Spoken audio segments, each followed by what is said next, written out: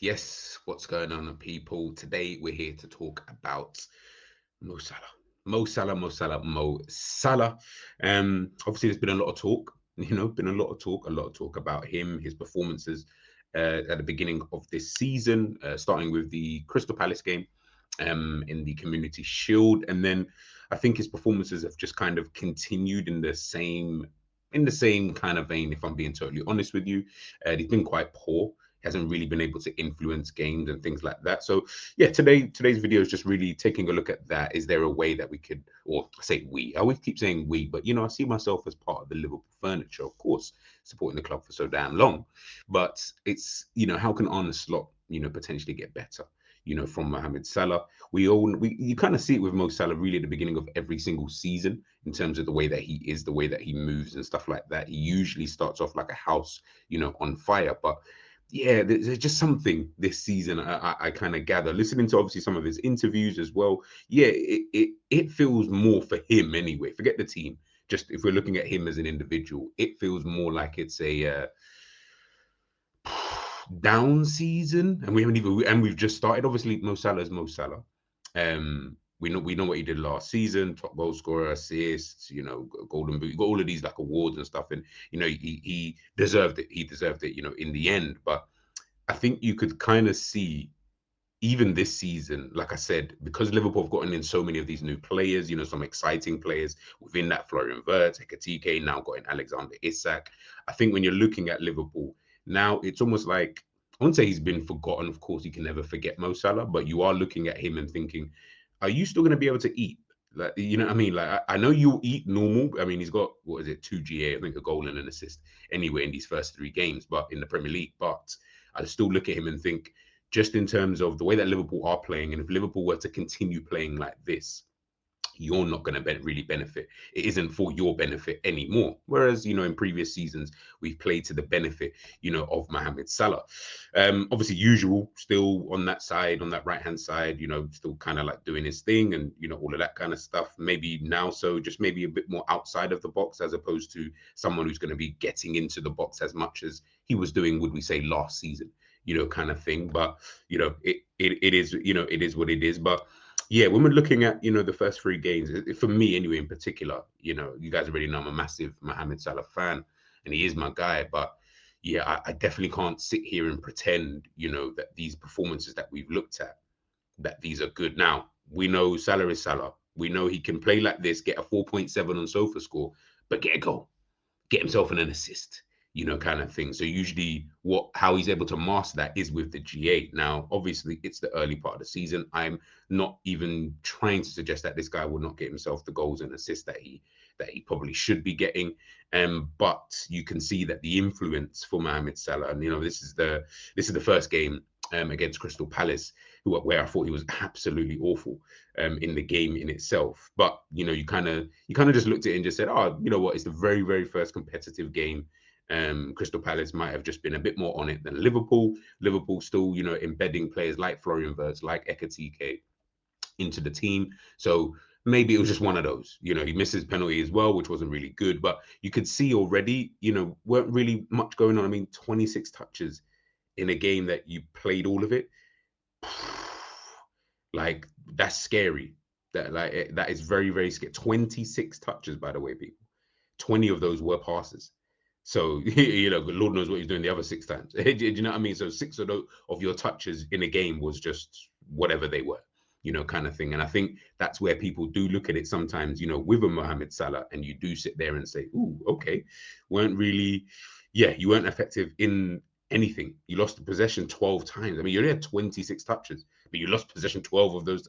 Yeah, I looked at that, and again, with the positioning, how he's not really in the game. If I'm being totally honest with you, you can see he's kind of just over there on that side, on that right hand side. That's just where Mo Salah kind of is, and it's like, oh, okay, fair enough, but yeah, can we get you a little bit involved? Is that a possibility?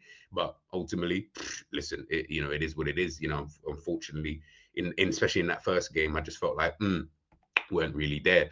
But you could see anyway in the game, as I mentioned before, this is obviously against Crystal Palace, as you can see down the left hand side. We saw it anyway. Florian Wirtz, Ekatike going out to that side, Cody Gakpo, Kirkhead. It was all happening down that side. weren't really happening too much down the right hand side. And by the way, this might all just be by design. Someone like Arne Slot might have just done that by design on purpose because he knew maybe the strengths, weaknesses, whatever. So he probably felt that that would be better, for Liverpool at the time to go down that left hand side. But again, it kind of like a little, like in my mind, it's like a signal of certain things possibly, anyways, to come. So obviously, when we're looking again, now we started the season, you thought, okay, you know what, he's kind of gotten maybe the rust. Sometimes just you're rusty, you're coming back. This is what, ninth season or whatever it is with Liverpool. It's the same. Fair enough. I think that people didn't really focus on that, and I don't think you should have focused on that anyway. Just because of we know who Mo Salah is, we know what he can produce, we know what he's been on. This kind of like decade, this last decade. Obviously with Liverpool. But then, you get into that first game of the season again, like I said, usual down that right hand side. Obviously, this is against Bournemouth. Liverpool, in my opinion, didn't really play that well. I mean, 2-0 up, letting the 2-0 lead kind of slip. Again, I mean, he had double the touches this time. I mean, I remember him scoring, but I don't really remember too much in terms of the effect he was kind of having. Obviously, like I said, he got double the touches anyway. So that obviously improved in terms of just maybe just being a little bit more involved, within the game in itself. But again, like I said, I don't really remember too much in the way of, was he really effective or anything like that? Again, I kind of looked at him and thought, you know what? Like, I feel like you could and should be doing a little bit more.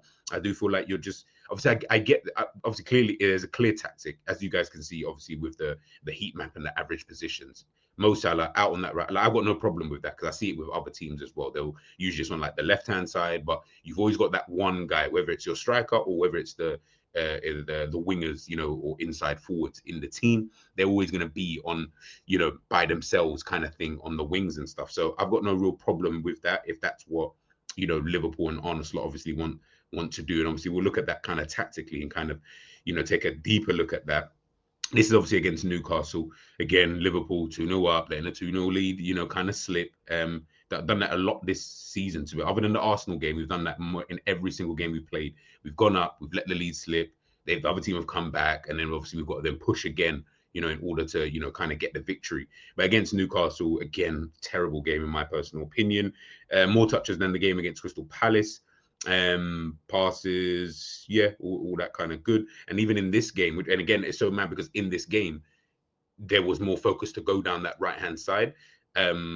Whether that's they're including, Liverpool scoring that late goal. But again, I don't remember too much. I mean, Liverpool didn't have a shot. And again, that's not just his fault. That's the entire attack. That's the entire team. But the fact that you yourself, no shot, no nothing. I think it was from the minute Ekitike scored till, I'm sure it was until Rio scored. I could be wrong. It could have been a little bit sooner than that. But there was a significant period of that second half. Liverpool didn't have any shots. And again, he's a part of that attack. So him, Ekitike, Gakpo, all of them failed. They absolutely failed in that kind of, in that margin. Now, of course, obviously for the goal that we scored, it was all important. And again, you never care when you win games, no one's going to care and try and dissect anything. And that's totally understandable. But when we're looking just at these individual performances and we're doing these analysis, you're looking at it, you're thinking, that's another game now that you've kind of played. And I know Enz always says this. I know Jerry and Savage, they always mention this, but it's like playing with 10 men. You're there on that right-hand side. You're not really doing any, like, it's crazy. It's crazy. And then obviously this is the game against Arsenal. He was pants. He was pants. I think Calafiori won that battle. I don't think he really got the better of him at all in the game. And again, it was another game where I just felt like he felt very, very isolated within the game. Now, like I said, I get it if it's because it's clearly done by design for him to, be in those be in this kind of area of the pitch, but I'm just thinking, with his age, he's not as explosive as before and all that kind of stuff. I feel like maybe we shouldn't be, continuously isolating him on that right-hand side. Maybe we do need to potentially look at that. And again, like I said, it's only 3 games that we're analyzing. People don't want anyone to get mad or anyone to get, a little bit touchy. It's only 3 games. So I do totally understand that. But I'm looking at it and I'm thinking, listen, there's been a big clamour for Salah to be dropped anyway. Obviously, now we've got in Isak as well. You know, we are looking to the future regardless. I do still think that Liverpool should be going out there and signing like an Elise. He's the only one I'm going to accept, to be fair, by the way, people. So, yeah, I don't want anybody else. Has to be an Elise type of player, someone who is potential world class, especially because of the position that we're in and also because of the player that Mo Salah is. You need someone who can more or less replace that. I feel like Elise would be the right kind of player. But when we're looking at it now, I'm just thinking, well, we've got 2 years of it. You know, I mean, if this is what it's going to look like for, let's say, up until December, because that's when he goes away for AFCON, right? If he continues playing in this kind of formish where, yeah, he might get a goal here and assist there. That, again, the goal or assisting, I don't even care about. I actually don't care. It's just now, before it was, nobody was going to really score. Like, yeah, obviously, Gakpo and Diaz, obviously, they ate as well, right? But they're not really going to get enough goals. Do you get what I'm saying? Like, we're talking about 2 players trying to get the same amount as one guy, you know, so you're kind of like, eh. And bearing in mind, it was kind of difficult just because they both play on the same position, not always going to play. Like, it's one of those kind of things. So when I'm looking at Mo, I'm like, yeah, the problem that you're having now is that if you're not going to be involved in the game, if you're not really going to be involved in what's happening, yeah, you're just out there on that right stick. And again, like I said, it's like playing with 10 men at times. And it's just, yeah, I mean, again, in this game against Arsenal, you know, the focus on that left-hand side. Usually we see that focus down that right-hand side. That, like, it's majority. I'm not saying it's going to be every game. There might have been some games where it's either equal, down the middle, on the left. But the majority of times you guys have seen this anyway. You know it's going to be down that right-hand side. You know Liverpool are going to go down that side. So enough times last season. But we've seen it here in the first 4 games that I put up here. I think there's only 1 game, I think, might have been 2, but I'm going to say there was 1 game in there that was more catered towards, you know, Mohamed Salah. And I think, like I said, that's going to be a problem for Mo Salah moving forward. I feel anyway, just because everyone already said it, in terms of if he's a player that isn't really necessarily getting himself involved. And, you know, let's put the ball in here. So you're looking at it here, right? And I put it sat there just because he's obviously signed. Don't be too bogged down in terms of the players themselves. Like, it doesn't really matter. But if Mo is consistently, you know, out here, let's say more time, the left back's obviously kind of pushed up. You know, Salah's obviously kind of there, so they're watching him there. Blah blah blah. So everyone's kind of marked up, let's just say, kind of thing. So pushing there. They got their 3 at the back, kind of thing. The left back's usually pushed up, or the right back, but we'll just go left back for the time being. And then everyone else is kind of marked up, really and truly. And usually this here is usually that spare man. That is the problem, really and truly, to be honest with you. That is sometimes the issue, because Mo Salah doesn't track back.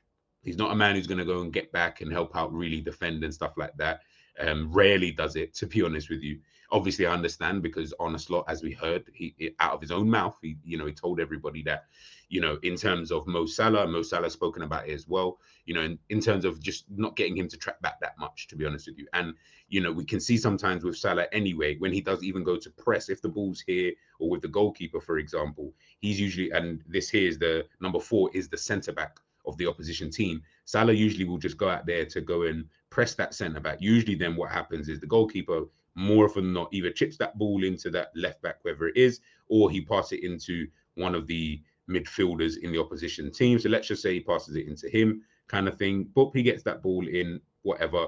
Mo Salah's now out of the game. No, I'm not really too mad about that. And obviously, but then it's like, once it gets to here, for example, he's never coming back like this. Okay, let me run back as fast as I can, try and help out. No, what usually happens is, now Gravenberch, as an example, he's got to kind of come out there. Now Wirtz, for example, he's got to kind of come in here. Okay, no necessarily worries, so to speak. Let's put Gakpo back there, because if the team can obviously get the ball, then usually what the plan and idea is from that point is that, okay, Liverpool still got at least 1 or 2 players. Usually it's going to be the one, because usually the striker for our team is then dropped in to whatever position.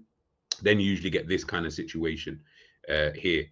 So Mo Salah will be like kind of over here on his own. The striker's usually dropped in to this kind of position to kind of help out. So Mo Salah is kind of the only one up front, you know, so to speak, in this kind of area.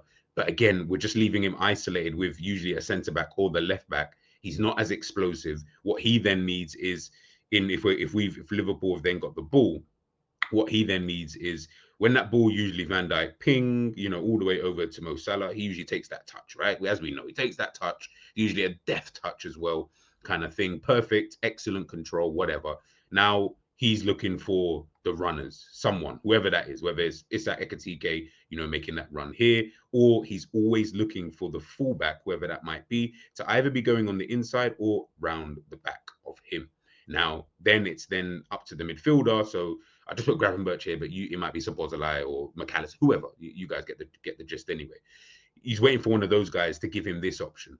He wants them to give him this option because he needs that so that either he's going to go into him or he's going to play the pass into the oncoming striker, or he can play it down the line here. He needs those options because he knows he's not really explosive enough to really get away from his man like that. I'm not saying he can't do it. He has shown that he can do it, but not as much anymore. Not like he could before, where it was just explosive.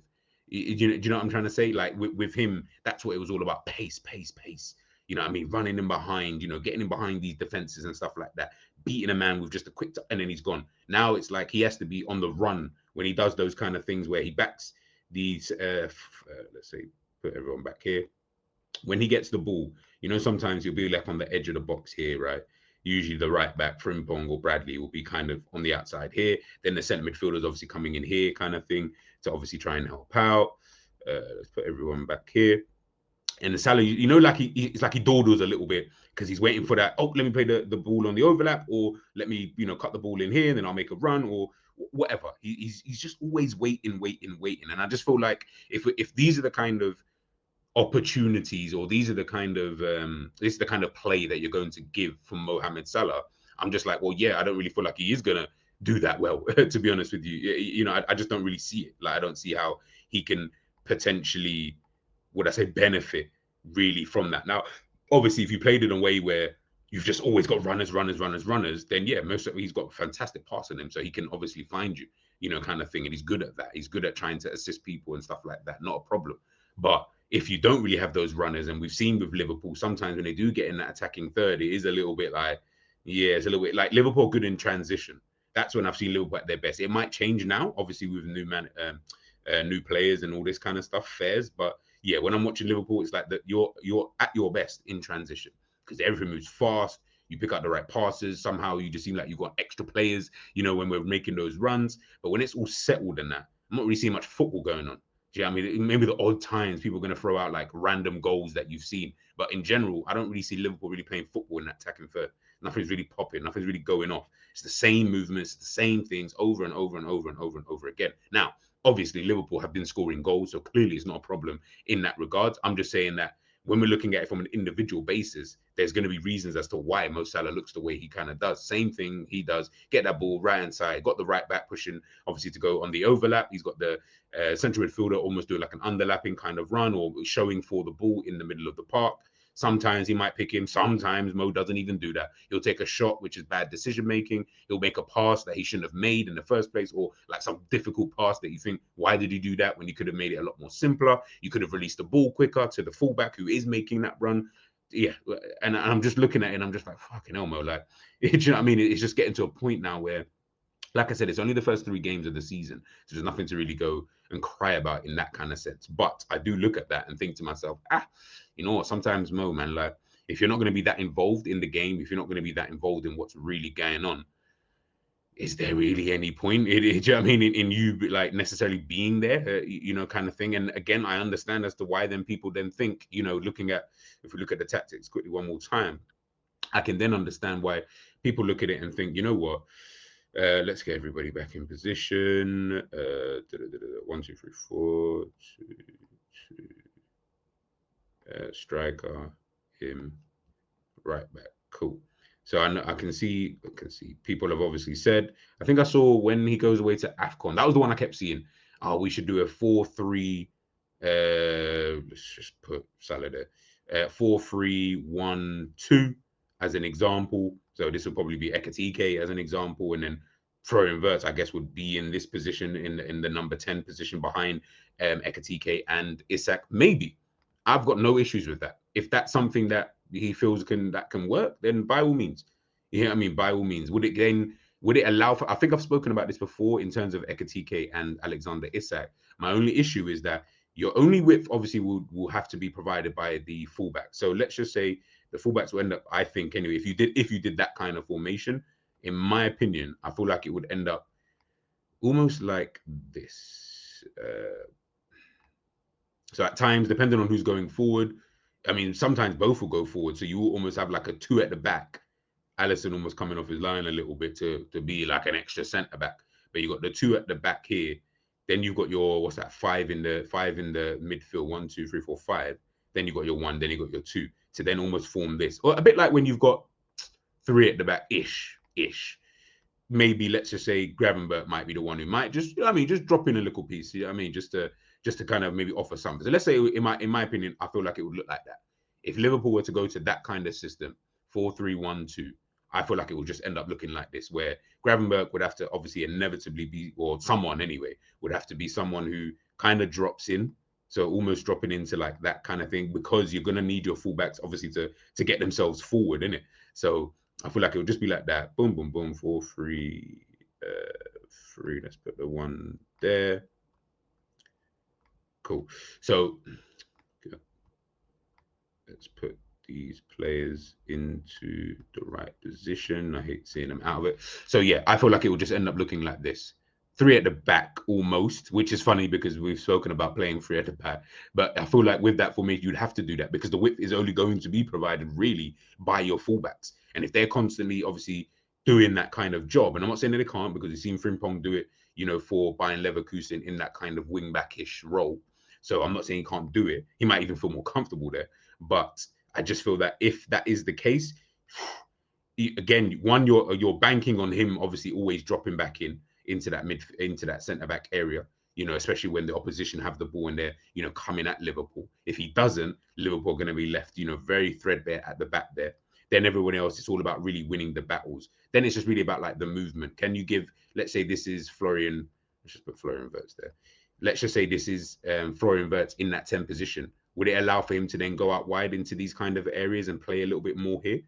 Kind of thing where he can create those kind of triangles, either with, the left-sided striker or the right-sided striker and one of the fullbacks, wingbacks, whatever you want to call them. It may open up things. So my issue with that 4-3-1-2 would just be the wide areas, in terms of, I feel that Liverpool will leave a lot of space in those areas. So the middle of the park would have to just make sure that it's on its job. But then also, is everyone smart enough to understand in terms of where they need to be at the right times and things like that? Then yeah, that would be my only thing, just because at the moment I'm not really seeing much smartness in the way that Liverpool kind of play in. It's just more kind of, a little bit off the cuff a little bit. But again, Liverpool are still in the infancy in terms of some of these players that we've obviously got here. So again, all of these things may change. And like I said, when it does come to that December period, we're going to have to play without Mo Salah anyway. So we're going to have to see what that looks like. It could go one of two ways, I reckon. Either for Liverpool, it's going to go in the way of, okay, we played without Mo Salah. We look fluent. We look fluid. Everything's kind of flowing. The team looks like it's got better cohesion. Everyone understands their roles, and there's no passengers, within the squad. Or it just looks like, oh, well, again, I don't know how he would necessarily do it. This is me talking if he would play a 4-3-1-2, but he may not actually play a 4-3-1-2. He may actually just play, I don't know, a normal 4-3-3 and just put someone else there on the right-hand side, see how it goes, whatever. If he does that, that's when I'm like, yeah, but you know what? Now that you haven't got Mo Salah, and this will be the first time that he wouldn't have had Mo Salah for a prolonged period of time, he's got to figure out a way in terms of making the team a lot more cohesive. So it will mean, I'm just using 4-3-1-2 as an example, but again, there's other ways you can, potentially play, go three at the back. There's different things that we could potentially do. We're going to need to see that. One, I need to know if you're a manager who can be quite adaptable. I'm not saying you haven't seen it, but I'm a little bit like, but we need to know, are you flexible enough in your philosophy and in your style of play in order for Liverpool to play in a different way to get the best out of the team? Or are you just going to be like, I can't wait till Mo Salah gets back because we need him? Liverpool don't look like they're firing, etc. Obviously, I don't feel like that would happen.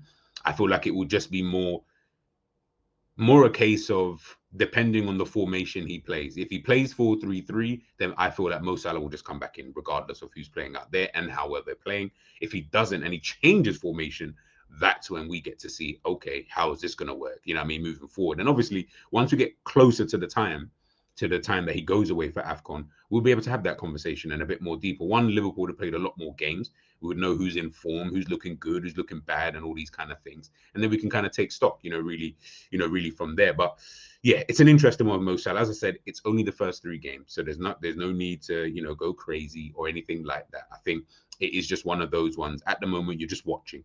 You know what I mean? And I think we've got another international break coming up in the next month anyway, whatever it is. So yeah, I think these kind of batch of games that we've kind of got coming up, yeah, I think it's going to be an interesting one, and I think this will kind of give us a better indication as to what Liverpool are going to look like without potentially a Mo Salah, because that is going to be coming soon. So we need to kind of get ready for that, as well as Van Dijk too. But yeah, Mo Salah I feel like is a bit more concerning and a bit more pressing matters. But let me know what you guys think, of course, in the comment section, people.